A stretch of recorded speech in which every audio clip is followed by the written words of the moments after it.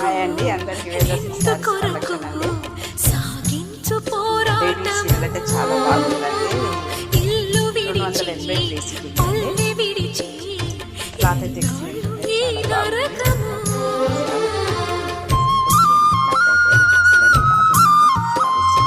గుండెలో బాధలను దాచుకోవాలి, నా పోరు బాటలో నీ తోడు కావాలి, పల్లెనే ఇల్లుగా నువ్వు చూసుకోవాలి, పంచాది నిర్మలకు చెల్లెవనిపించాలి.